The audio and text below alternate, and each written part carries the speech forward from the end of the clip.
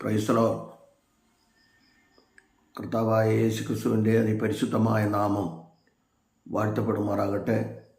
വീണ്ടും ഒരു പ്രാവശ്യം കൂടി ദൈവത്തിൻ്റെ മാറ്റമില്ലാത്ത തിരുവചനവുമായി നിങ്ങളുടെ മധ്യത്തിലായിരിക്കാൻ സർവകൃപാലുവായ ദൈവം അടിയൻ്റെ ജീവിതത്തിൽ ഒരുക്കിത്തന്ന വിലയേറിയ മകൾ ഭാഗ്യത്തെ ഓർത്ത് നന്ദിയോട് ദൈവത്തെ സ്തുതിക്കുന്നു, സ്തോത്രം ചെയ്യുന്നു. അടിയനെ ഈ വീഡിയോയിൽ കൂടെ ശ്രവിക്കുന്ന എല്ലാ പ്രിയപ്പെട്ടവർക്കും, ജാതി മത സംഘടന വ്യത്യാസമെന്നെ എല്ലാ പ്രിയപ്പെട്ടവർക്കും വീണ്ടും വരുന്ന യേശു ക്രിസ്തുവിൻ്റെ നിസ്തുല്യ നാമത്തിൽ എൻ്റെ സ്നേഹവന്ദനത്തെ പ്രാരംഭമായി അറിയിക്കുന്നു.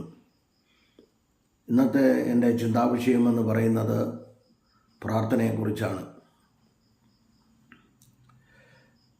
മത്തായി എഴുതിയ സുവിശേഷം 26-ാം അധ്യായം 36 മുതൽ 49 വരെയുള്ള ഭാഗത്തിൽ നിന്ന് ഗത്സമനയിലെ പ്രാർത്ഥനയെക്കുറിച്ച്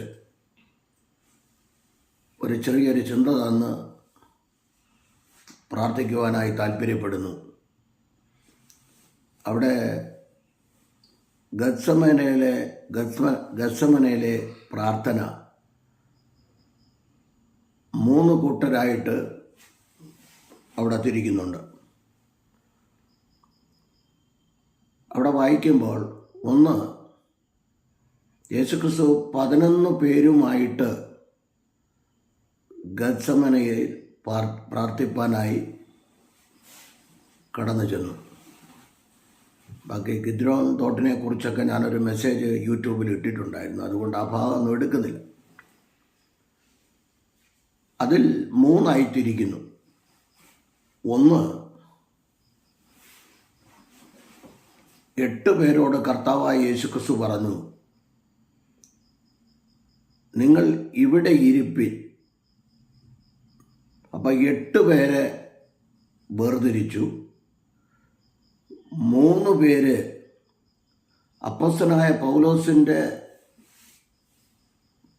ഭാഷ്യത്തിൽ ഗലാത്യർ 2:9 വരുമ്പോൾ തൂണുകളാൽ എണ്ണപ്പെട്ട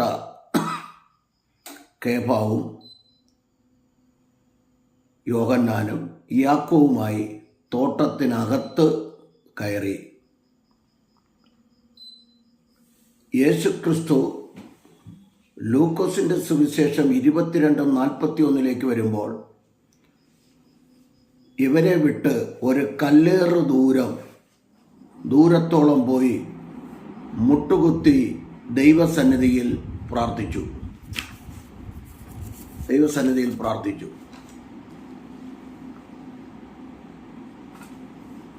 എന്താണ് ഈ 3 കൂട്ടരെയും കുറിച്ച്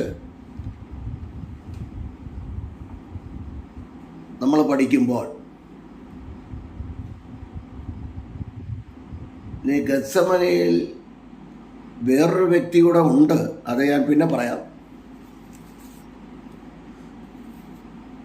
നമ്മൾ ആരും പറയപ്പെടാത്ത ഒരു വ്യക്തി കൂടെ അതിനകത്തുണ്ട്.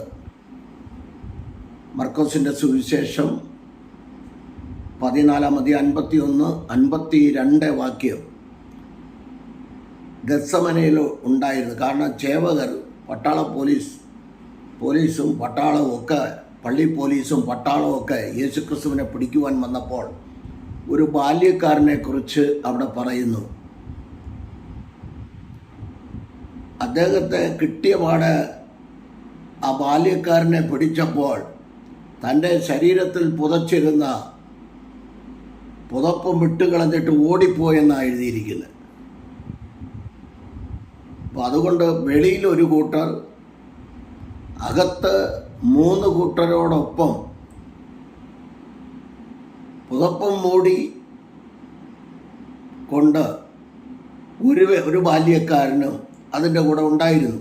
എന്നാൽ യേശുക്രിസ്തു ഒരു കല്ലേറ് ദൂരത്തോളം പോയി കർത്താവ് മുട്ടുകുത്തി പ്രാർത്ഥിക്കുകയാണ്. വെളിയിൽ നിൽക്കുന്ന 8 പേർ. ലൂക്കോസിൻ്റെ സുവിശേഷം 6-ാം അധ്യായം 12-13 വാക്യം വായിക്കുമ്പോൾ വളരെ ശ്രദ്ധിക്കേണ്ട ഒരു കാര്യമാണ്. യേശുക്രിസ്തു ഒരു രാത്രി മുഴുവനും പ്രാർത്ഥിച്ചതിനനന്തരം രാവിലെ 12 ശിഷ്യന്മാരെ അപ്പോസ്തലന്മാരെ തെരഞ്ഞെടുക്കുകയും അവർക്ക് ഓരോരുത്തർക്കും ഓരോ പേര് നൽകുകയും ചെയ്തു. അതിനുശേഷം ലൂക്കോസ് 9-ാം അധ്യായത്തിലേക്ക് വരുമ്പോൾ 1-ാം വാക്യത്തിൽ പറയുന്നു, അവൻ 12 ശിഷ്യന്മാരെ അരികിൽ വിളിച്ച് സകല ഭൂതത്തിന്മേലും രോഗികളെ സൗഖ്യമാക്കുവാനും ശക്തിയും അധികാരവും കൊടുത്തു. എന്നാൽ ഇവർ ഭൂതത്തെ ഓടിച്ചിട്ട് പോകാത്തത് കൊണ്ട് 10-ാം അധ്യായത്തിൽ ഇവരോട് ആരോടും ചോദിക്കാതെ ഈ 12 പേരോട്, എൻ്റെ തിരുവചന ചിന്തയിൽ ഇവരോട് ചോദിക്കാതെ 70 പേരെ പേരില്ലാത്തവരെ തെരഞ്ഞെടുത്ത്, പേരുണ്ടായിരിക്കാം പക്ഷെ പബ്ലിക്കിലില്ല, ഇവർക്കും അധികാരം ലൂക്കോസ് 10:1-2 70 പേരെ തെരഞ്ഞെടുത്ത് 2 പേരെ അയക്കുമ്പോൾ കർത്താവ് എന്തൊക്കെ ചെയ്യണമെന്നും കാര്യങ്ങളെല്ലാം പറഞ്ഞ് മനസ്സിലാക്കി അവരെ വിട്ടു. 10:19-20 വാക്യങ്ങൾ വായിക്കുമ്പോൾ അവിടെ പറയുന്നത് ഇങ്ങനെയാണ്: പാമ്പുകളെയും തേളുകളെയും ശത്രുവിൻ്റെ സകല ബലത്തെയും ചവിട്ടുവാൻ ഞാൻ നിങ്ങൾക്ക് അധികാരം തരുന്നു. ഇവയിൽ ഒന്നും യാതൊരു ദോഷവും നിങ്ങൾക്ക് ഒരു ദോഷവും വരികയില്ല. ഇവർ ഭൂതത്തെ ഓടിച്ചപ്പോൾ പോയി രോഗികൾ സൗഖ്യമാകുന്നു. എൻ്റെ ചിന്താവിഷയം പ്രാർത്ഥനയാണെങ്കിൽ ഇതൊന്ന് തുടങ്ങി വരുന്നത്. കാരണം ഞാൻ ഇതിനെക്കുറിച്ചൊരു മെസ്സേജ് വേറെ ഇട്ടിട്ടുണ്ട്, യൂട്യൂബിൽ തന്നെ കിടപ്പുണ്ട്. 12 ശിഷ്യന്മാർ നിൽക്കെ എന്തുകൊണ്ട് 70 പേരെ കർത്താവായ യേശുക്രിസ്തു തെരഞ്ഞെടുത്തു എന്നുള്ളൊരു മെസ്സേജ് ഇതിനകത്ത് കിടപ്പുണ്ട്. എങ്കിലും ഒരു ചിന്താവിഷയമാണ്, പറഞ്ഞു പോയി പ്രാർത്ഥനയിലേക്ക് കടക്കുക. അങ്ങനെ 70 പേരെ തെരഞ്ഞെടുത്തു. അവർ ഭൂതങ്ങളെ പുറത്താക്കുന്നു, രോഗികളെ സൗഖ്യമാക്കുന്നു. ഇവർ വന്ന് കർത്താവിനോട് പറയുന്നു, കർത്താവേ, നിന്റെ നാമത്തിൽ ഭൂതങ്ങൾ പുറത്തു പോകുന്നു, രോഗികൾ സൗഖ്യമാകുന്നു എന്നൊക്കെ പറയുമ്പോൾ കർത്താവ് പറയുന്നു, ഭൂതങ്ങൾ നിങ്ങൾക്ക് കീഴടങ്ങുന്നതിലല്ല, നിങ്ങളുടെ പേര് സ്വർഗത്തിൽ എഴുതിയിരിക്കുന്നതിൽ തന്നെ സന്തോഷിപ്പിനെന്ന് കർത്താവ് പറയുക. അപ്പൊ ഭൂതങ്ങൾ കീഴടങ്ങുന്നതിലല്ല, നമ്മുടെ പേര് സ്വർഗത്തിൽ വേണം. വെളിപ്പാട് പുസ്തകം 20:15 പറയുന്നത് പോലെ ജീവന്റെ പുസ്തകത്തിൽ പേരില്ലാത്ത ഏവനെയും തീപ്പൊയ്കൾ തള്ളിയിടുമെന്ന്. അത് കേൾക്കുമ്പോഴാ പേടി. അപ്പൊ ജീവന്റെ പുസ്തകത്തിൽ പേരില്ലാത്തവൻ അവനെ എല്ലാ തീപ്പൊയ്കൾ തള്ളിയിടുമെന്ന. അതായത് വിശുദ്ധിയോടെ വേർപാടോടെ ജീവിച്ച് രക്ഷ, വീണ്ടെടുപ്പ്, മാനസാന്തരം, വിശ്വാസ സ്നാനം, മത്തായി 18:18 മുതൽ 20 വരെയുള്ള പിതാവിൻ്റെയും പുത്രൻ്റെയും പരിശുദ്ധാത്മാവിൻ്റെയും നാമത്തിൽ സ്നാനവും വിശുദ്ധിയോടെ വേർപാടോടെ കൂട്ടായ്മയെ ആചരിച്ച് നിൽക്കുന്ന ഒരു ഭക്തന്റെ പേര് ജീവന്റെ പുസ്തകത്തിലും ഉണ്ടാകും. യിരെമ്യാ പ്രവചനം 17:13 കാര്യം പറയുന്നുണ്ട്, ഞാൻ പാപം ചെയ്തവൻ്റെ പേര് ഞാൻ മണ്ണിൽ എഴുതുമെന്ന്. അപ്പോൾ വിശുദ്ധിയോടെ വേർപാടോടെ നിൽക്കുന്നവൻ്റെ പേര് ജീവന്റെ പുസ്തകത്തിലും, പാപം ചെയ്ത് ദൈവത്തെ വിട്ടുമാറുന്ന, ദൈവവചനം വിട്ടുമാറുന്ന, ദൈവവചനത്തിൽ നിന്ന് കൂട്ടുചേർക്കുന്നവരുടെ പേര് മണ്ണിലും എഴുതി വെക്കുമെന്ന്. ഈ മണ്ണൊക്കെ കത്തി കഴിഞ്ഞു പോകും. ബാക്കി ഭാഗം ഞാൻ അവിടെ വിടുകയാണ്. അപ്പോൾ പ്രാർത്ഥനയ്ക്കായി പോകുമ്പോൾ 8 പേര് തോട്ടത്തിന് വെളിയിൽ നിൽക്കുന്നു. 3 പേർ പത്രോസ്, യാക്കോബ്, യോഹന്നാൻ, ഇവർ 3 തോട്ടത്തിനകത്ത്.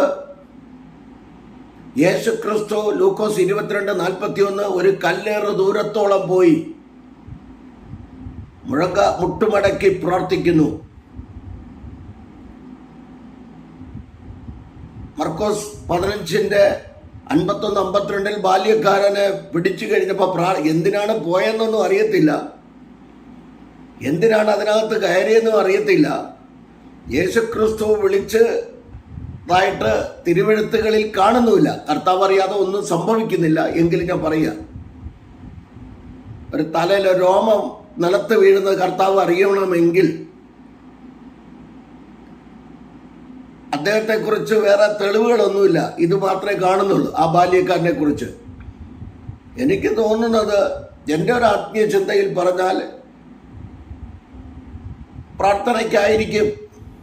കാരണം അത് പിന്നെ ഞാൻ പറയാം. എന്താണ് 8 പേരെ മാറ്റി നിർത്തിയത്? ഒരുത്തൻ നേരത്തെ തന്നെ ഇസ്കരിയോത്ത് യൂദ കർത്താവിനെ വിട്ട് പോകുവാനിടയായി.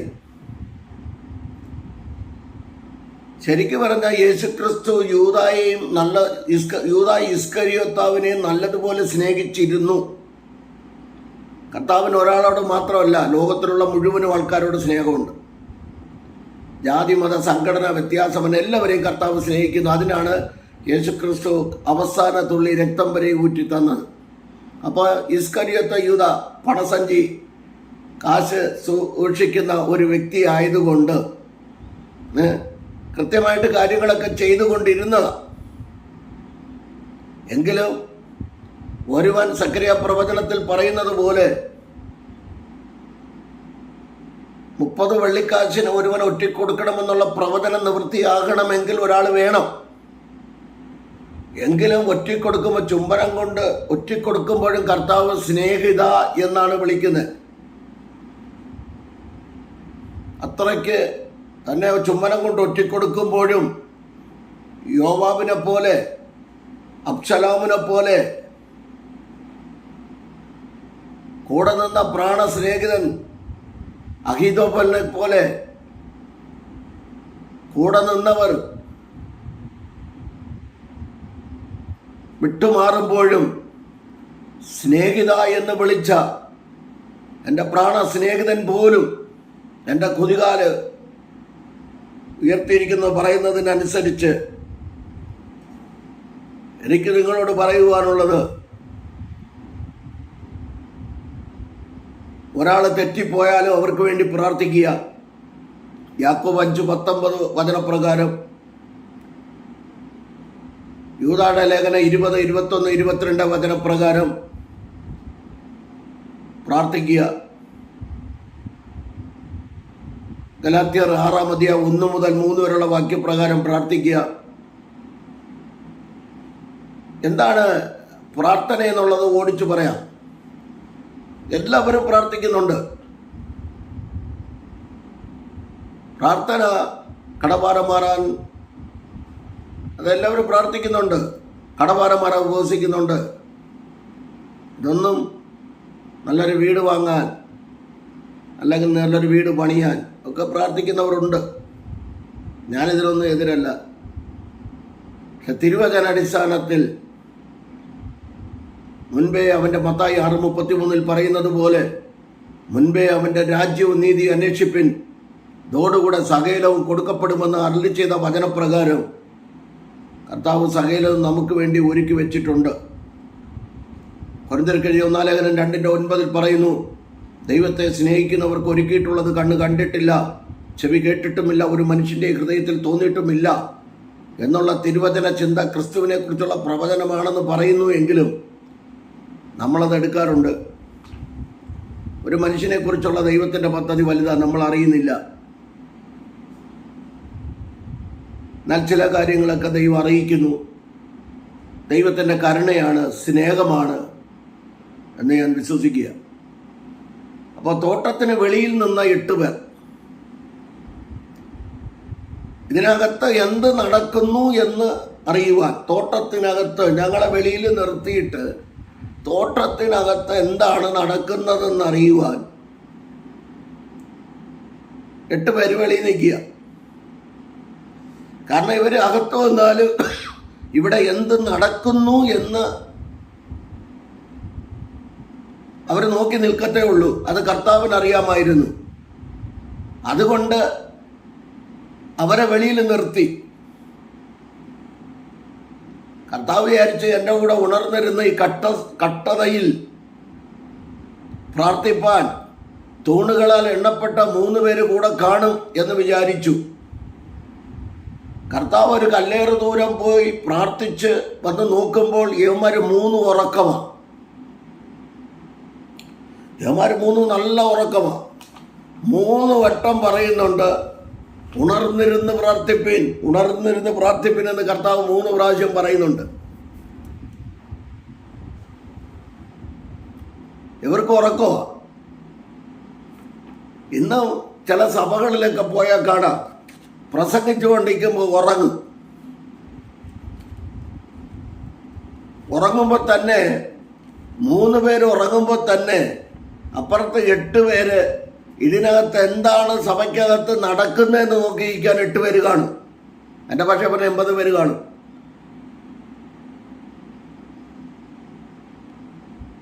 എന്നാൽ നാം ഏത് ലിസ്റ്റിൽപ്പെട്ടവരാണ്? മർക്കോസിന്റെ സുവിശേഷം 14:51-52 ആ ബാല്യക്കാരൻ്റെ ലിസ്റ്റിൽപ്പെട്ട ആളാണോ? ഓടുന്നവരുടെ കൂട്ടത്തിലാണോ? പ്രശ്നം വരുമ്പോൾ ഓടുന്നവരുടെ കൂട്ടത്തിലാണോ? അതോ സഭയ്ക്കകത്ത് ഉറങ്ങുന്നവരുടെ കൂട്ടത്തിലാണോ?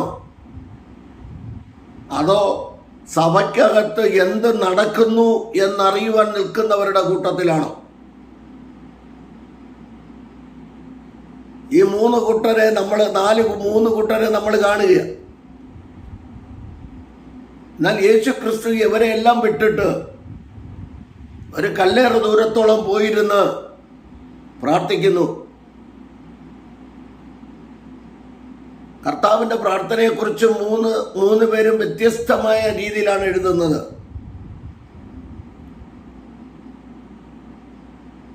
മത്തായി എഴുതുമ്പോൾ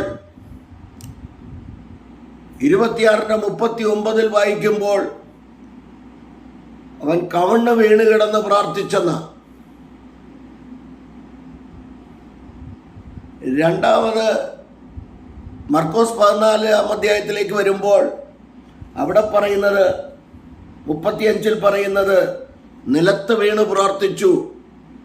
ലൂക്കോസ് പറയുമ്പോൾ 24:41 വായിക്കുമ്പോൾ പറയുന്നു ഒരു കല്ലേറ് ദൂരത്തോളം പോയി പ്രാർത്ഥിച്ചു. ഇത് 3 കൂടെ ചേർത്ത് നമ്മൾ പഠിക്കുമ്പോൾ എൻ്റെ ഒരു ആത്മീയ ചിന്ത എന്ന് പറയുന്നത്, മനുഷ്യനായ ക്രിസ്തു ലൂക്കോസ് യേശുക്രിസ്തുവിനെ മനുഷ്യനായി അവതരിപ്പിക്കുമ്പോൾ മനുഷ്യനായ ക്രിസ്തു മുഴങ്കാലിലിരുന്ന് എല്ലാവരെയും വിട്ട് മാറി പോയിരുന്ന് പ്രാർത്ഥിക്കുന്നു. മർക്കോസിനെ കുറിച്ച് പഠിക്കുമ്പോൾ മർക്കോസ് ദാസനായി കാണുന്നു, നിലത്ത് വീണ് കിടന്ന് പ്രാർത്ഥിക്കുന്നു, യേശുക്രിസ്തുവിനെ ദാസനായി ചിത്രീകരിക്കുന്നു. മത്തായിയോട് ചോദിച്ചാൽ മത്തായി രാജാവായിട്ട് ചിത്രീകരിക്കുന്നു യേശുക്രിസ്തുവിനെ.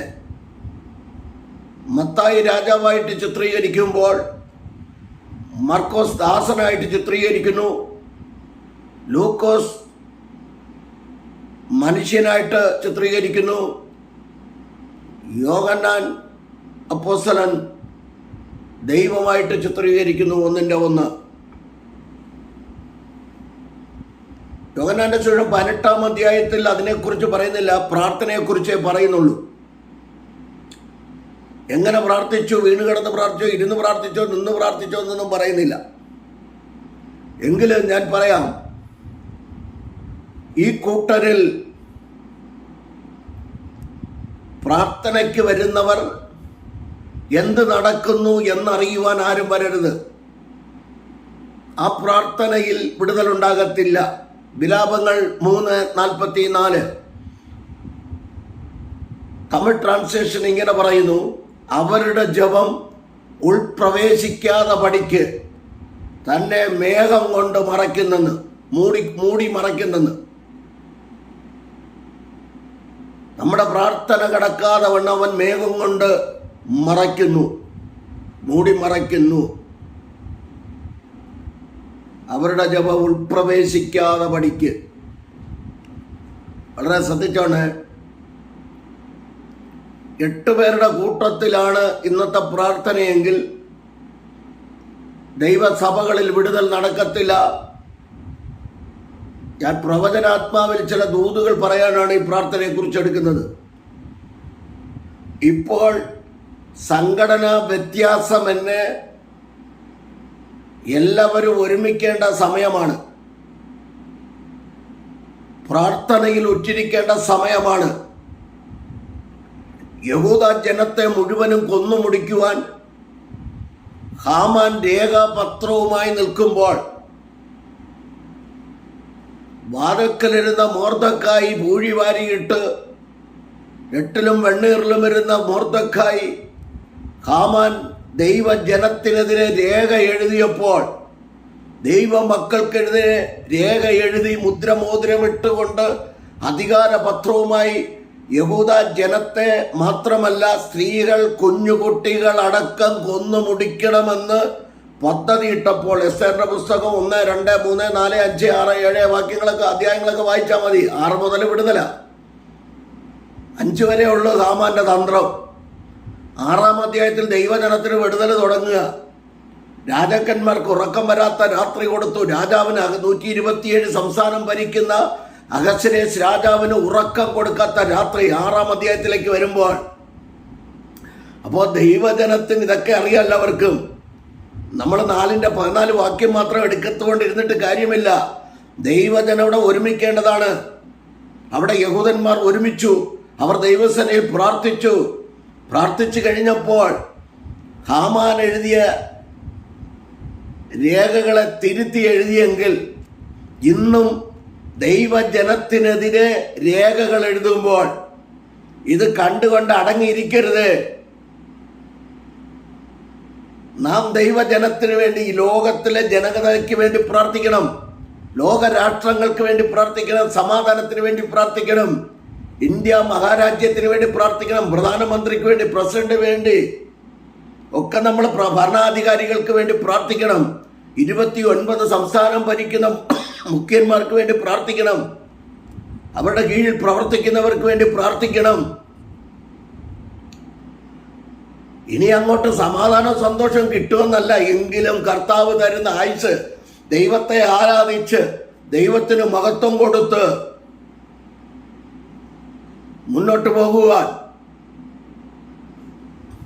മദ്യത്തിനും മയക്കുമരുന്നിനും അടിമപ്പെട്ട് യുവതലമുറകൾ കിടക്കുമ്പോൾ, യുവതലമുറകളെ തെറ്റിച്ച് കളയുമ്പോൾ, യുവതലമുറകൾ മാതാപിതാക്കളെ കൊല്ലുമ്പോൾ, മാതാപിതാക്കൾ തലമുറകളെ കൊല്ലുമ്പോൾ, സഹോദരങ്ങളെ കൊല്ലുമ്പോൾ, ഇതിൽ നിന്നൊരു മോചനം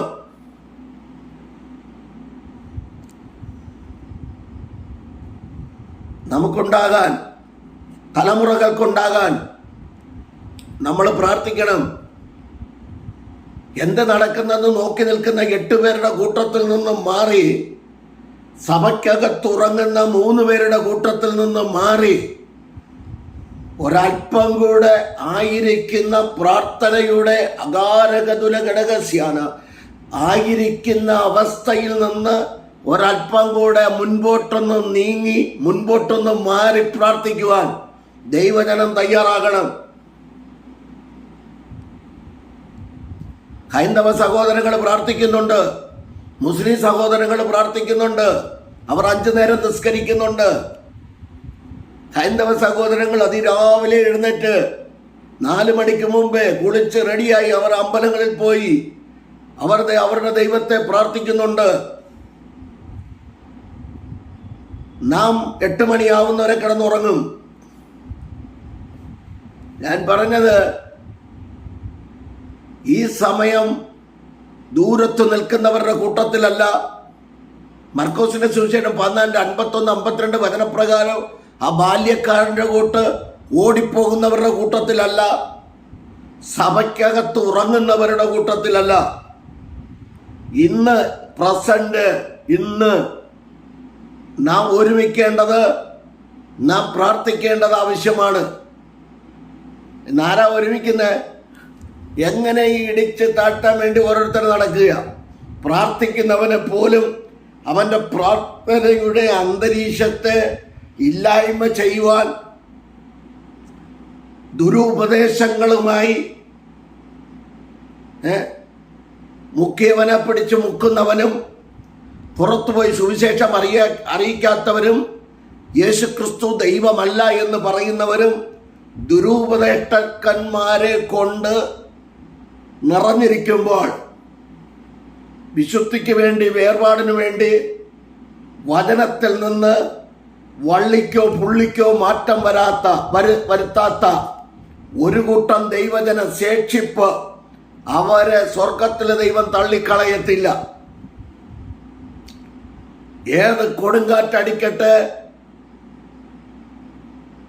ഇസ്രായേൽ പുറപ്പാട് ദിവസം 14 അധ്യായം നോക്കിക്കേ, ഏത് കൊടുങ്കാറ്റടി ശക്തിയായ കിഴക്കൻ കാറ്റ് അവിടെ വീശിയിട്ടും ചെങ്കടലിലെ വെള്ളം രണ്ടായി പിരിഞ്ഞതല്ലാതെ, ആ സ്ഥലം ഉണങ്ങിയതല്ലാതെ, ജനത്തിനൊരു പോറൽ പോലും ഏൽക്കാതെ അതിലെ കൂടെ കടന്നു പോകുവാനുള്ള വഴി ആ കാറ്റിലുണ്ടായതല്ലാതെ,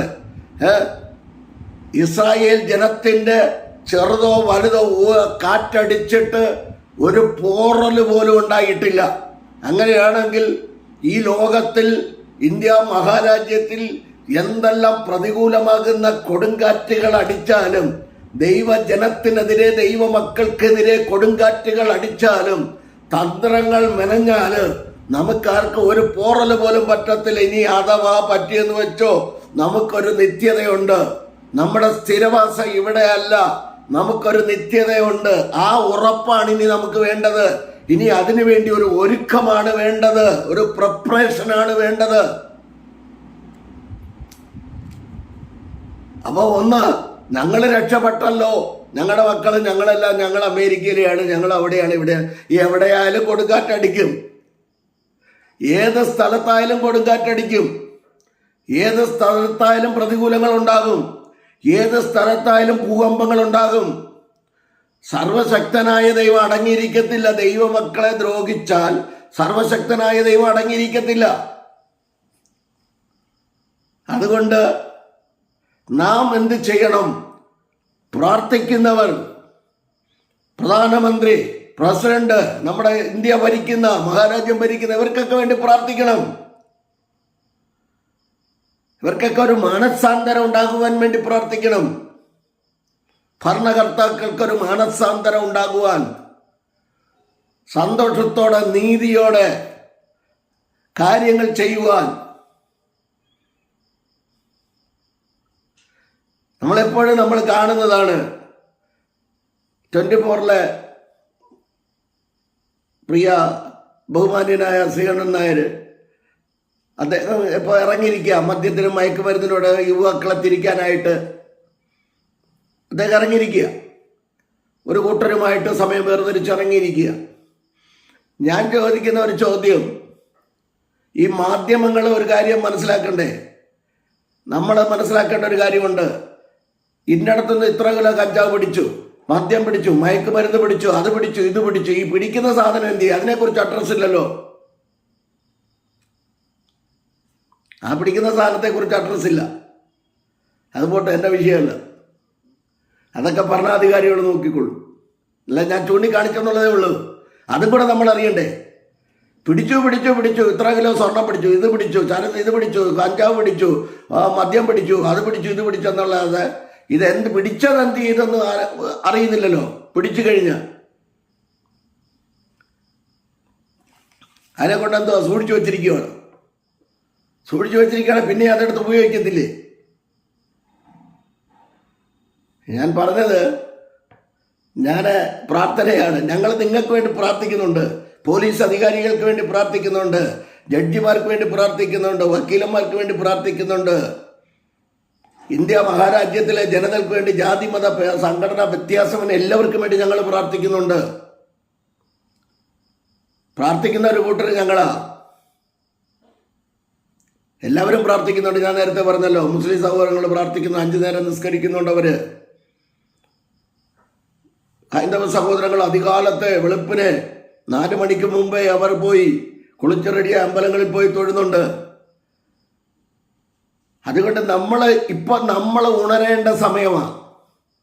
അതിനെന്താണ് ഉണരേണ്ടത്? ഒന്ന്, ഗത്സമന തോട്ടത്തിൽ ആ 8 പേര് നിൽക്കുന്നവരുടെ കൂട്ടത്തിലാണോ, അതോ യൂദാ ഇസ്കരിയോത്താവിൻ്റെ കൂട്ടത്തിലാണോ, കൂടെ നിൽക്കുന്നവനെ ഒറ്റിക്കൊടുക്കുന്നവരുടെ കൂട്ടത്തിലാണോ? അത് യൂദാ ഇസ്കരിയോത്താവിന്റെ ആത്മാവാണ്. അതോ മർക്കോസ് 14:51-52 വചനപ്രകാരം ഓടുന്നവരുടെ കൂട്ടത്തിലാണോ? ദൈവനാമത്തിന് വേണ്ടി ഉറപ്പോടെ ധൈര്യത്തോടെ നിൽക്കുന്നവനെ പിടിക്കുവാൻ വരുമ്പോൾ, കൊല്ലുവാൻ വരുമ്പോൾ ഓടുന്നവരുടെ കൂട്ടത്തിലാണോ? അതോ എന്ത് നടക്കുമെന്ന് നോക്കി നിൽക്കുന്നവരുടെ കൂട്ടത്തിലാണോ? ഏത് കൂട്ടത്തിലാണ് നിങ്ങളെന്ന് നമ്മൾ ശോധന ചെയ്യേണ്ട. ഞാൻ എന്നെ തന്നെ ശോധന ചെയ്യുക. അതോ സഭയ്ക്കകത്ത് ഉറങ്ങുന്നവരുടെ കൂട്ടത്തിലാണോ? അതോ കർത്താവായ യേശു ക്രിസ്തു കാണിച്ചു തന്ന മാതൃക പ്രകാരം ഇവരെല്ലാവരെയും വിട്ട് ഒരു കല്ലേറ് ദൂരത്തോളം ഒരു മനുഷ്യൻ എറിഞ്ഞാൽ എത്ര ദൂരം പോകും എന്നുള്ളതറിയാം. ഒരു കല്ലേറ് ദൂരത്തോളം പോയി മുട്ടുകുത്തി പ്രാർത്ഥിക്കുന്നവരുടെ കൂട്ടത്തിലാണ്. എന്താണ് ഇതിൻ്റെ ആത്മീയ അർത്ഥം? എന്താണ് ഇതിൻ്റെ ആത്മീയ അർത്ഥം എന്ന് പറയുന്നത്? നാം ആയിരിക്കുന്ന അവസ്ഥകളെ വിട്ട് ഒരല്പം കൂടെ പ്രാർത്ഥനയിൽ സംഘടന ഭേദമെന്നെ ഒരുമിക്കേണ്ട സമയമാണ്. ഭക്തന്മാർ ഉറങ്ങുന്നു, ദുഷ്ടന്മാർ നെട്ടോട്ടം ഓടുന്നു. കാരണം എങ്ങനെ ഏത് വിധേനയും തകർക്കാം, ഇല്ലായ്മ ചെയ്യാം. അതിനുവേണ്ടി ഓട്ടത്തോട് ഓട്ടം ഓടുകയാണ്. തല പുകഞ്ഞ് ആലോചിക്കുകയാണ്.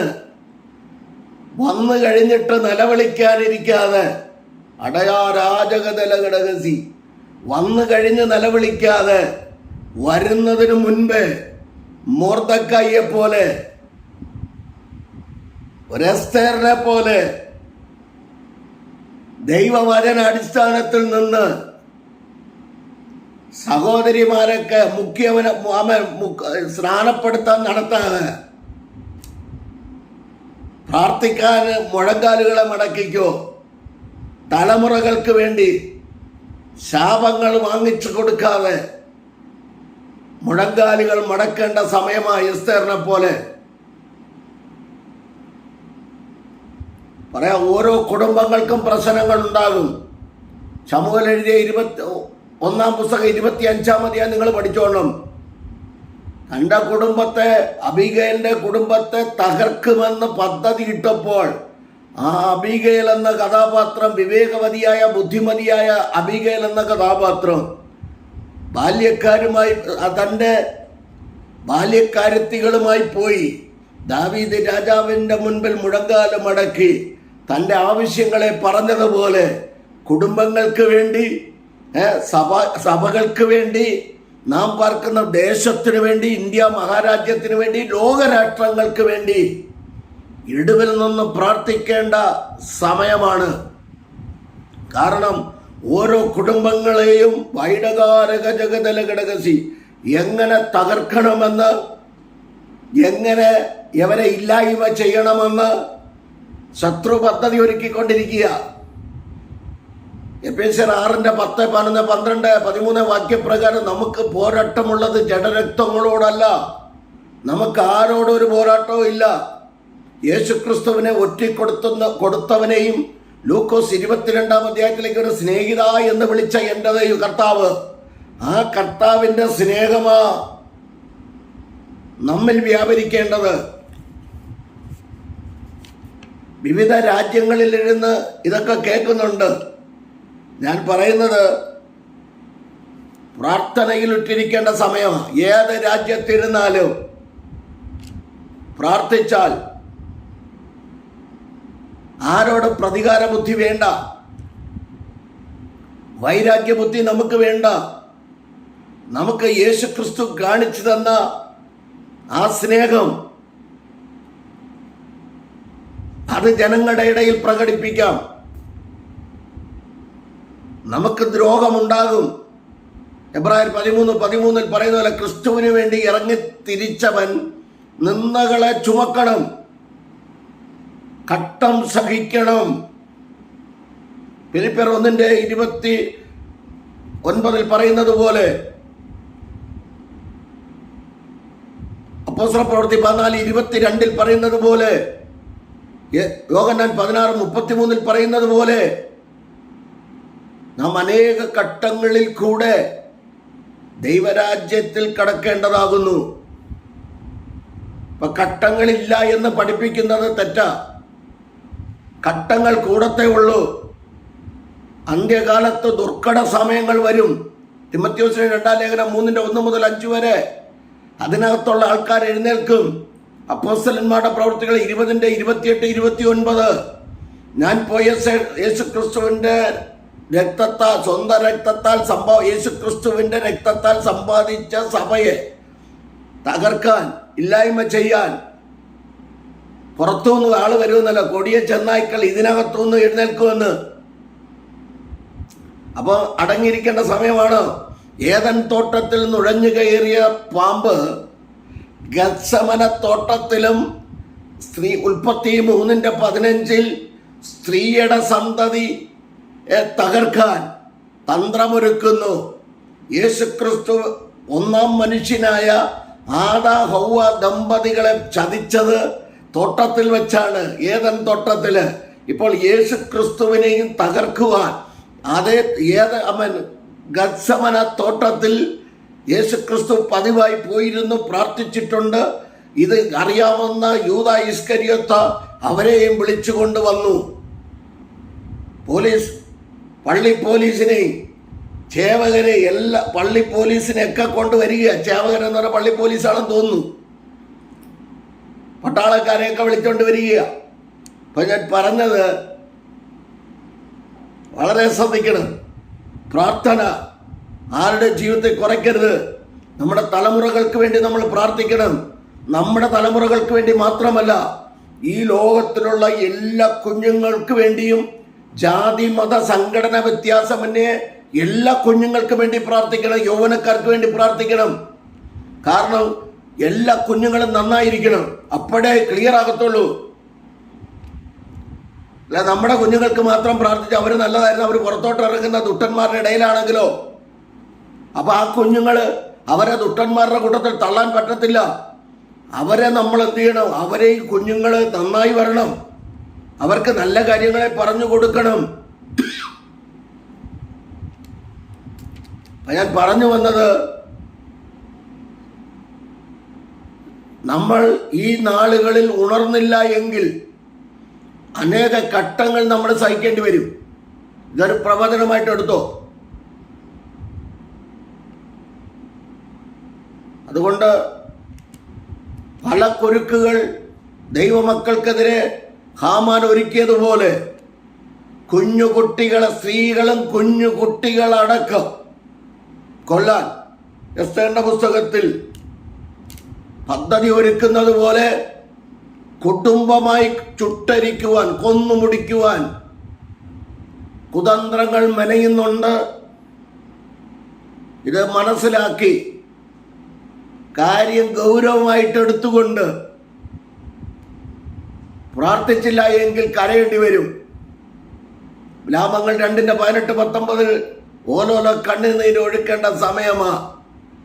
പിന്നെ എന്ത് സംഭവിച്ചാലും വിലാപങ്ങൾ 3:30 മുതൽ 37 വരെയുള്ള ഭാഗങ്ങൾ വായിക്കുമ്പോൾ ദൈവം അറിയാതെ ഒന്നും സംഭവിക്കുന്നില്ല. ഞാൻ കൽപ്പിക്കാതെ ആർ പറഞ്ഞിട്ടാകുന്നു വല്ലതും സംഭവിക്കുന്നത്. എന്ത് സംഭവിച്ചാലും എൻ്റെ അപ്പൻ അറിഞ്ഞിട്ട് തന്നെയാ.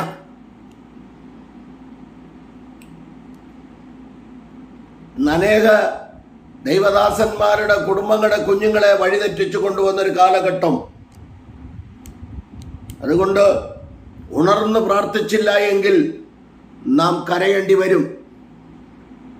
പ്രാർത്ഥനയെക്കുറിച്ച് എല്ലാവർക്കും അറിയാം. ഞാൻ പറയുന്നത് ഈ 4 പേരാണ്. ഒന്ന്, യൂദാ ഇസ്കരിയോത്ത.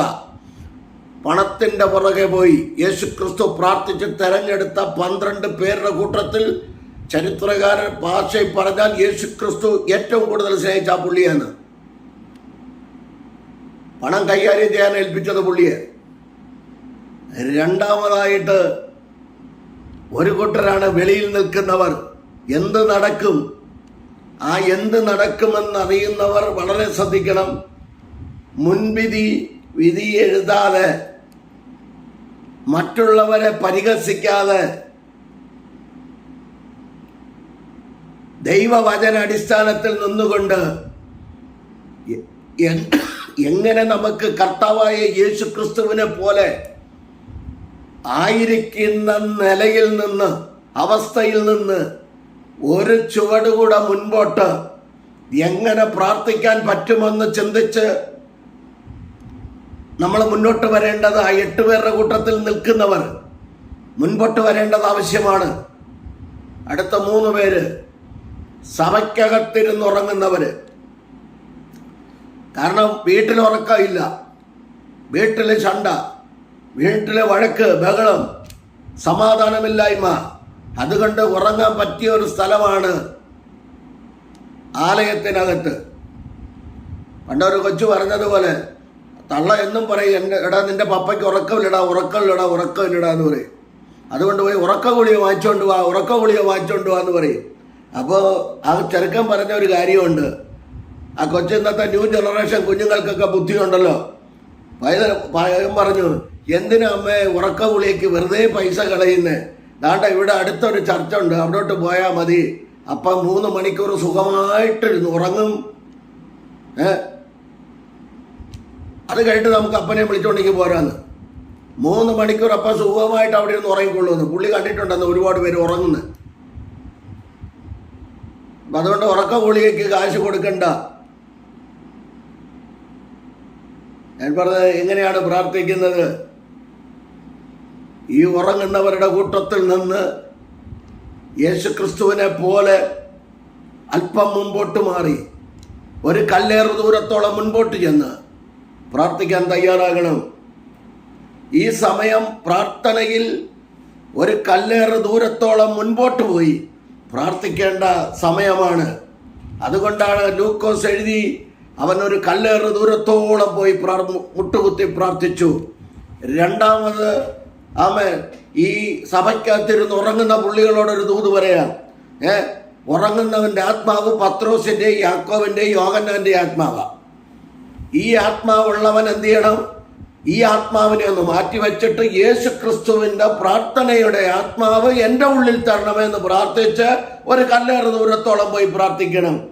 ഇനി തോട്ടത്തിന് വെളിയിൽ നിന്ന 8 പുള്ളികൾ എന്ത് നടക്കുമെന്ന് മറ്റുള്ളവരെ കുറ്റം വിധിക്കാതെ, മറ്റുള്ളവരുടെ കാര്യം പറഞ്ഞു നടക്കാതെ, തിരുവെഴുത്തുകളെ ചൂണ്ടിക്കാണിക്കരുതെന്നല്ല, മറ്റുള്ളവരുടെ കുറ്റം പറഞ്ഞ് നടക്കാതെ, അല്ലെങ്കിൽ അവിടെ എന്താണ്, അവരുടെ വീട്ടിൽ എന്താ നടക്കുന്നത്, സഭയിൽ എന്താ നടക്കുന്നത്, അവിടെ എന്താ നടക്കുന്നതെന്ന് പറഞ്ഞ് നോക്കി നിൽക്കുന്ന 8 പേര് 80 പേരുടെ കൂട്ടത്തിൽ, എൻ്റെ ഭാഷ കൂട്ടുന്നതല്ല, 8 പേരുടെ കൂട്ടത്തിൽ നിൽക്കാതെ യേശുക്രിസ്തു ഒരു കല്ലേറ് ദൂരത്തോളം പോയി പ്രാർത്ഥിച്ചതുപോലെ പ്രാർത്ഥിക്കാൻ തയ്യാറാകട്ടെ.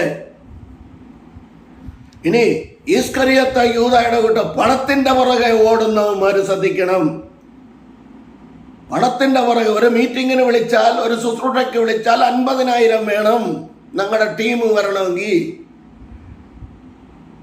കുറഞ്ഞതൊരു 50,000 പേരില്ലാതെ എങ്കിലും ഞങ്ങൾ എന്ത് ചെയ്യില്ല, ഞങ്ങൾ സ്റ്റേജിൽ പ്രസംഗിക്കാൻ വരൂല്ല. അവസാനം ഒരു മൊബൈലിനകത്തിരുത്തി ഇവരെ കൊണ്ടൊക്കെ പ്രസംഗിപ്പിച്ചില്ലേ ദൈവം? എന്നെ അടക്കമായോ പറഞ്ഞ് ഞാൻ പിന്നെ ഒരാളുണ്ടെങ്കിലും പ്രസംഗിക്കും, 4 പേരുണ്ടെങ്കിലും പ്രസംഗിക്കും, 40,000 ഉണ്ടെങ്കിലും പ്രസംഗിക്കും. ഇതൊന്നും വിഷയമൊന്നുമില്ല.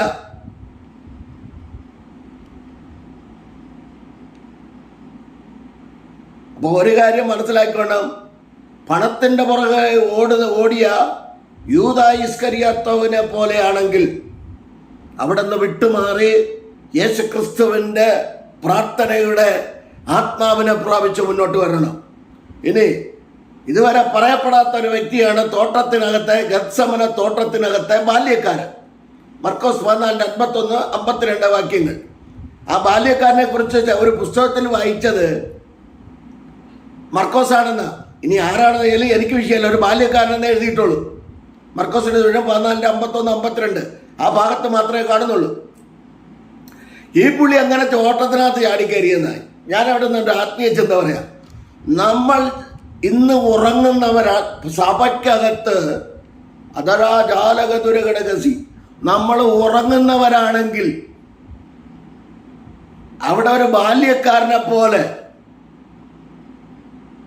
കർത്താവ് വിളിച്ചതായിട്ട് കാണുന്നില്ല, ശിഷ്യന്മാർ കൂടെ വിളിച്ചതായിട്ട് കാണുന്നില്ല.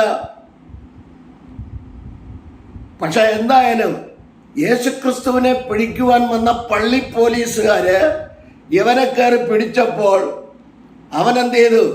യോസഫിനെ പോലെ പോത്തിഫറിന്റെ ഭാര്യ യോസഫിനെ കയറി പിടിച്ചപ്പോ പുതപ്പും ഇട്ടിട്ട് തന്റെ അങ്കിയും ഇട്ടിട്ട് ഓടിയതുപോലെ ഈ പുള്ളി ഒരൊറ്റ ഓട്ടം വെച്ചു കൊടുത്തു.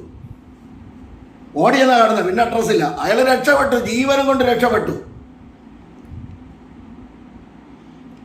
ഈ വ്യക്തിയെ പോലെ ആണെങ്കിലും അടകൽക്കമന ഘടകസി ഒരു കാരണവശാലും ഒന്ന് യേശുക്രിസ്തുവായിട്ട് ബന്ധമില്ല, രണ്ട് യേശുക്രിസ്തു പ്രാർത്ഥിച്ചതുപോലെ ഒരു കല്ലേറ് ദൂരത്തോളം പോയി പ്രാർത്ഥിക്കാൻ കഴിയത്തില്ല.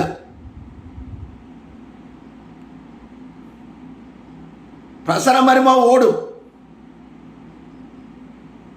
ഇനി ഒരു ചിന്ത പറഞ്ഞാൽ അവിടെ നിർത്താം. കല്ലേറ് ദൂരത്തോളം പോയി ലൂക്കോസ് 12:41, മത്തായി 26:39, മർക്കോസ് 14:35 ഈ ഭാഗങ്ങൾ വായിക്കുമ്പോൾ നിലത്ത് വീണു, കവണ്ണ് വീണു പ്രാർത്ഥിച്ചു, ഒരു കല്ലേറ് ദൂരത്തോളം പോയി പ്രാർത്ഥിച്ചു. കല്ലേറ് ദൂരത്തോളം പോയി നിലത്ത് വീണ് കിടന്ന് കമണ്ണ് വീണ് കിടന്ന് പ്രാർത്ഥിച്ച കർത്താവായ യേശുക്രിസ്തു എഴുന്നേറ്റ് കഴിഞ്ഞപ്പോൾ നിൽക്കുന്നത് ശത്രുക്കളെയാ കണ്ടത്. അപ്പൊ പ്രാർത്ഥന കഴിഞ്ഞ് എഴുന്നേൽക്കുമ്പോൾ ഒരുപാട് കാര്യങ്ങൾ പറയാനുണ്ട്. പ്രാർത്ഥന കഴിഞ്ഞ് എഴുന്നേറ്റപ്പോൾ കണ്ടത് വിടുതലല്ല, ശത്രുക്കളെയാണ് കണ്ടത്. മോശ പർവ്വതത്തിൽ നിന്ന് ഇറങ്ങി വരുമ്പോൾ പുറപ്പാട് 32 1 മുതൽ 6 വരെ 32 പഠിച്ചു നോക്ക്. കാളക്കുട്ടിയെ വാർത്തുണ്ടാക്കി ആരാധിക്കുക. രമ്യ പ്രാർത്ഥിച്ചു കഴിഞ്ഞ് 42:7 പ്രാർത്ഥിച്ച് 10 ദിവസം കഴിഞ്ഞപ്പോൾ മറുപടി. യേശുക്രിസ്തു 40 ദിവസം പ്രാർത്ഥിച്ചു കഴിഞ്ഞപ്പോൾ പരീക്ഷകൻ അടുത്തു വന്നു. പ്രാർത്ഥന കഴിഞ്ഞ ഉടനെ വിടുതല് വിടുതല് വിടുതല്.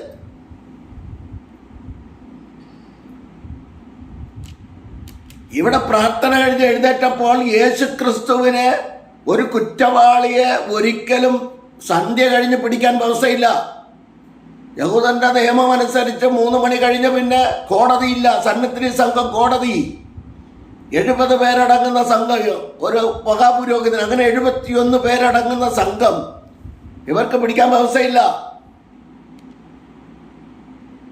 പള്ളി പോലീസിനെ മാത്രം വിട്ട കാര്യം നടക്കത്തില്ല. നമ്മുടെ പട്ടാളക്കാരെ കൂടെ വിട്ടു.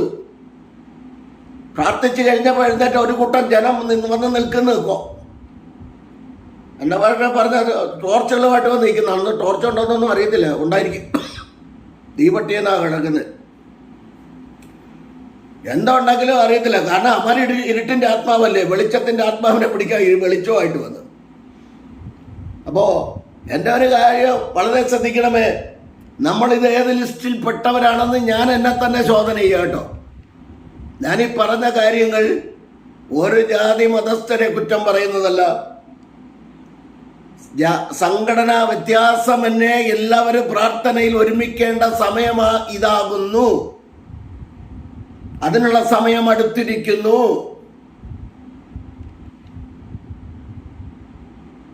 വെളിപ്പാട് പുസ്തകം 3 പറയുന്നു, ഈ പ്രവചന പുസ്തകത്തിലെ വാക്യങ്ങളെ വായിച്ച് കേൾപ്പിക്കുന്നവനും കേൾക്കുന്നവനും ഇതിൽ എഴുതിയിരിക്കുന്നവനും പ്രമാണിക്കുന്നവരും ഭാഗ്യവാന്മാർ. പ്രമാണികളല്ല, പ്രമാണിക്കുന്നവരും ഭാഗ്യവാന്മാർ. സമയം അടുത്തിരിക്കുന്നു. ഇത് സമയം അടുത്തു. ഇല്ലെങ്കിൽ കരച്ചിലുണ്ടാവും, നിലവിളികളുണ്ടാവും. പിന്നെ കിടന്ന് വിളിച്ചു വിട്ട് കാര്യമില്ല. ഉണരേണ്ട സമയമാണ്, പ്രാർത്ഥനയുടെ സമയമാണ്. എങ്ങനെ യേശുക്രിസ്തു പ്രാർത്ഥിച്ചതുപോലെ എല്ലാം വിട്ട് ഒരു അൻപിൻപാട് ദൂരെ മാറി പോയി, ഒരു കല്ലേറ് ദൂരത്തോളം പോയി നിലത്ത് വീണു, കമണ്ണ് വീണു പ്രാർത്ഥിച്ച് എഴുന്നേറ്റ് കഴിഞ്ഞപ്പോൾ ശത്രു മുൻപിൽ നിൽക്കുന്നു. ആരെ തിരയുന്നു? നസ്രേനായ യേശുവിനെ. ഞാനാകുന്നു എന്ന് പറഞ്ഞതും നിലത്തടിച്ച് താഴെ വീണന്മാര്.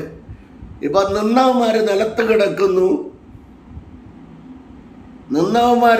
കിടക്കുന്നു, കിടന്നവൻ എഴുന്നേറ്റ് കഴിഞ്ഞപ്പോൾ, നിലത്ത് വീണ് കിടന്ന് പ്രാർത്ഥിച്ച് എഴുന്നേറ്റ് കഴിഞ്ഞപ്പോൾ നിന്നവന്മാര് ആ നിലത്ത് കിടക്കുക, കവണ്ണടിച്ച് മുമ്പിൽ കിടക്കുക.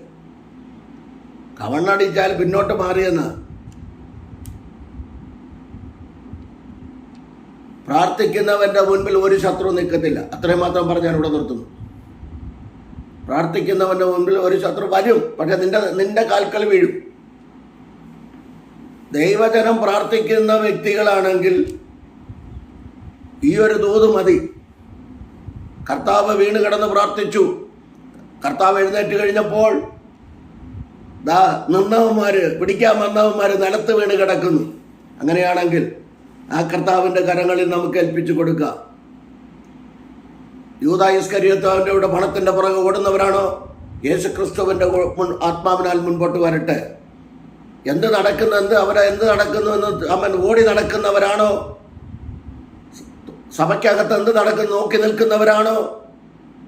വിട്ടുവരുന്ന യേശുക്രിസ്തുവിൻ്റെ ആത്മാവിനാൽ മുന്നോട്ട് വാ, പ്രാർത്ഥനയുടെ ആത്മാവിനാൽ മുന്നോട്ട് വാ.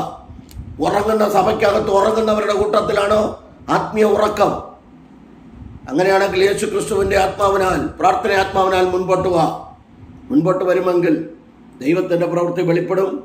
ശത്രു നമുക്കെതിരെ ദുഷ്ടന്മാർ നെട്ടോട്ടം ഓടുമ്പോൾ ഭക്തന്മാർ ഉറങ്ങുന്നു.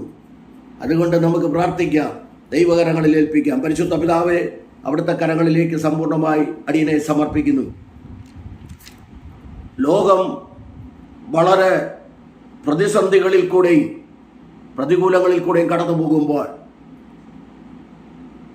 ദൈവമക്കൾക്ക് സ്വതന്ത്രമായി ആരാധിക്കുവാൻ പോലും കഴിയാത്ത ഒരു സാഹചര്യങ്ങൾ മുൻപിൽ കാണുമ്പോൾ പരിശുദ്ധ പിതാവേ, എസ്തേറിന്റെ പുസ്തകത്തിൽ അവർ ഒരുമിച്ച് പ്രാർത്ഥിച്ചതുപോലെ 127 സംസ്ഥാനത്തിലെ യഹൂദന്മാർ ഒന്നിച്ചു കൂടിയതുപോലെ ഇന്നാളുകളിൽ ഞങ്ങൾക്ക് ഒരുമിച്ച് കൂടി പ്രാർത്ഥിപ്പാനുള്ള ദൈവകൃപ അവിടെ നൽകണം. മുൻപിൽ വന്നു കഴിഞ്ഞ് കർത്താവെ കരയുവാനല്ല, മുൻപേ കാണിച്ചു തരുന്ന കാര്യങ്ങൾ, അറിയിക്കുന്ന കാര്യങ്ങൾ ദൈവജന ഏറ്റെടുത്ത് പ്രാർത്ഥിക്കുവാൻ, ലോകത്തിൽ എമ്പാട് ശുശ്രൂഷിക്കുന്ന കർത്തൃഭൃത്യന്മാർ ഒരുമിക്കുവാൻ, സംഘടനാ ഭേദമന്യേ ഒരുമിക്കുവാൻ സ്വർഗത്തിലെ ദൈവം ഇടയാക്കണമെന്ന് പ്രാർത്ഥിക്കുന്നു. കർത്താവെ, ആത്മീയ ഉറക്കം സഭയ്ക്കകത്ത് ഉറങ്ങുന്ന അനുഭവം മാറ്റി, ആത്മീയ ഉറക്കങ്ങളെ മാറ്റി ആത്മാവിൽ മുൻപോട്ട് പോകാൻ സ്വർഗത്തിലെ ദൈവം സഹായിക്കണമേ. പ്രാർത്ഥനയുടെ ആത്മാവിനെ ഞങ്ങൾക്ക് ഓരോരുത്തർക്കും തരുമാറാകണമെന്ന് പ്രാർത്ഥിക്കുന്നു. തൃക്കരങ്ങളിൽ ഏൽപ്പിക്കുന്നു. യൂദാ ഇസ്കരിയോത്താവിൻ്റെ കൂടെ ഓടുന്നവരായിട്ടല്ല, 8 പേരുടെ കൂട്ടത്തിൽ നിൽക്കുന്നവരായിട്ടല്ല, 3 പേരുടെ കൂട്ടം ഉറങ്ങുന്നവരായിട്ടല്ല. ആമേൻ. തോട്ടത്തിനകത്ത് ആ ബാല്യക്കാരൻ ഓടിയതുപോലെ പ്രശ്നം വരുമ്പോൾ ഓടുന്നവരുടെ കൂട്ടത്തിലല്ല, യേശുക്രിസ്തുവിൻ്റെ ആത്മാവിനാൽ ഞങ്ങളെ അവിടുന്ന് ബലപ്പെടുത്തി പ്രാർത്ഥനയുടെ ആത്മാവിനെ ഞങ്ങളിൽ ഓരോരുത്തർക്കും നൽകി അവിടുന്ന് മാനിക്കുന്ന കൃപയ്ക്കായി സ്തോത്രം. ലോകമെമ്പാട് ശുശ്രൂഷിക്കുന്ന കർത്തൃഭൃത്യന്മാർക്കായി, കുടുംബാംഗങ്ങൾക്കായി, കുഞ്ഞുകുട്ടികൾക്കായി, അവരുടെ ഭാവിക്കായി പ്രാർത്ഥിക്കുന്നു. കർത്താവ്, ഇന്ത്യ മഹാരാജ്യത്തിന് വേണ്ടി പ്രാർത്ഥിക്കുന്നു. പ്രധാനമന്ത്രിക്കായി, പ്രസിഡന്റിനായി പ്രാർത്ഥിക്കുന്നു. എല്ലാവർക്കും മാനസാന്തരം ഉണ്ടാകട്ടെ. 29 സംസ്ഥാനം ഭരിക്കുന്ന മുഖ്യന്മാർക്കായി പ്രാർത്ഥിക്കുന്നു. മാനസാന്തരം ഉണ്ടാകട്ടെ, നീതി ഉണ്ടാകട്ടെ, നീതി നടപ്പിലാകട്ടെ. പോലീസ് അധികാരികൾ, ജഡ്ജിമാർ എല്ലാവരെയും ദൈവകരങ്ങളിൽ ഏൽപ്പിക്കുന്നു. കർത്താവെ, രോഗികളായി കഴിയുന്നവർ, ഭാരത്തിലും പ്രയാസത്തിലുമായിരിക്കുന്നവർ, തലമുറകളെ വിവാഹം കഴിച്ച് അയക്കുവാൻ നിവൃത്തിയില്ലാത്തവർ, അങ്ങനെ പല വിധത്തിൽ ഭാരപ്പെടുന്ന കർത്താവെ, കുഞ്ഞുങ്ങളെ പഠിപ്പിക്കുവാൻ നിവൃത്തിയില്ലാത്തവരൊക്കെ ഉണ്ട്. എല്ലാവരെയും അവിടുന്ന് മാനിക്കണമേ. കർത്താവെ, ഞങ്ങളെയും നീട്ടപ്പെടുന്ന കരങ്ങളെ ദൈവകരങ്ങളിൽ ഏൽപ്പിക്കുന്നു. 100 മടങ്ങ് പ്രതിഫലം നൽകി മാനിക്കണം, അനുഗ്രഹിക്കണമേ. അടിയനെയും പ്രിയപ്പെട്ടവരെയും കുഞ്ഞുങ്ങളെ 3 പേരെയും ദൈവകരങ്ങളിൽ ഏൽപ്പിക്കുന്നു. ദൈവകൃപ കൊണ്ട് ഞങ്ങളെ ഇന്നുവരെയും നടത്തി പരിപാലിച്ചു, നന്ദി പറയുന്നു. തുടർന്നും കർത്താവിൻ്റെ വയലിൽ അധ്വാനിക്കുവാൻ, ഓടുവാൻ ഞങ്ങളെ ബലപ്പെടുത്തണമേ, ശക്തിപ്പെടുത്തണമേ എന്ന് പ്രാർത്ഥിക്കുന്നു.